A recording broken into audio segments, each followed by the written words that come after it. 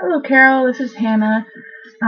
This is my very last vlog for chapter 15, and it's kind of sad. This is the last vlog. It's crazy how fast this year's gone by.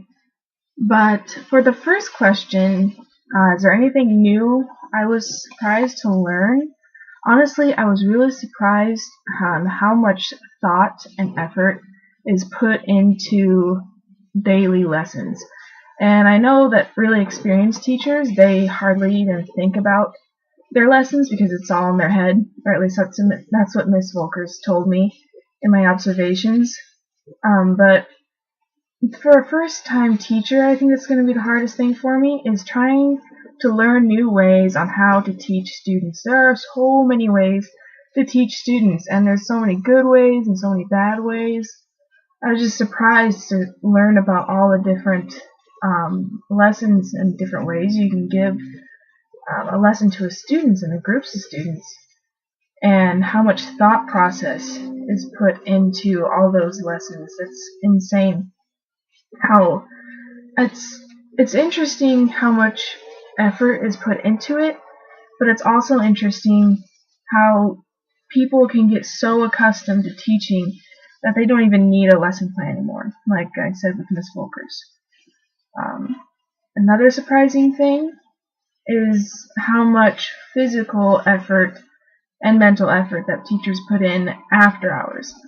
I'm sure this is the case with many teachers, but Miss Volkers in particular, I'm mentioning her so much because she's gonna be, or I am going to be, an ag teacher, and she's an ag teacher, so I relate to her a lot.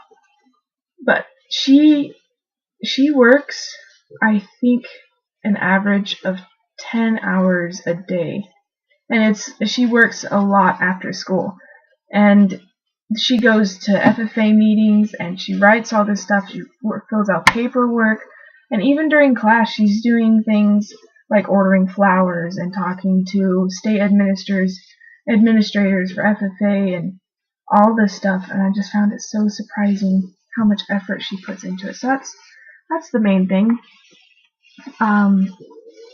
Has what I learned changed my expectations? Yes, it has. It's made me realize how much work it is to be a teacher, and what my weaknesses and strengths are. Like Miss Volker said, that when I was doing my presentation, she said that she was a little disappointed because I didn't put in enough effort into my lesson. And she also said that with age and experience, that I'd become more probably better at giving a lesson. And it's not like communication was an issue, it's just I don't think my presentation was as interesting, and I don't think the students learned as much. It was mostly because I was nervous, and I gave out an assignment, but I wasn't as prepared as I thought I would be. But I think that was an age and experience that will come along. It's just the uncertainty, but I like teaching. I like learning how to teach students, so I think that will sort of drive me to become better.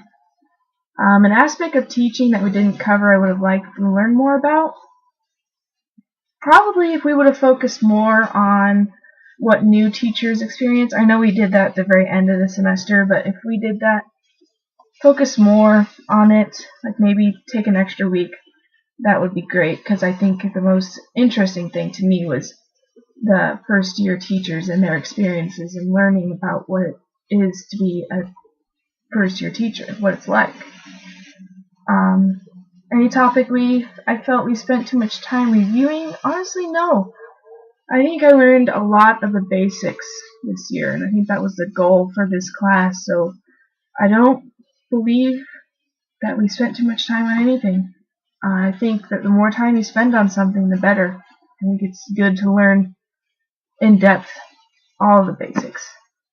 So that is my vlog for this, and I looked for the spring suggestions, but I could not find them.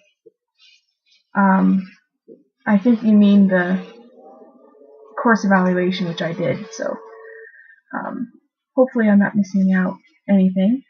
But there is my last vlog for this semester. I really enjoyed your class.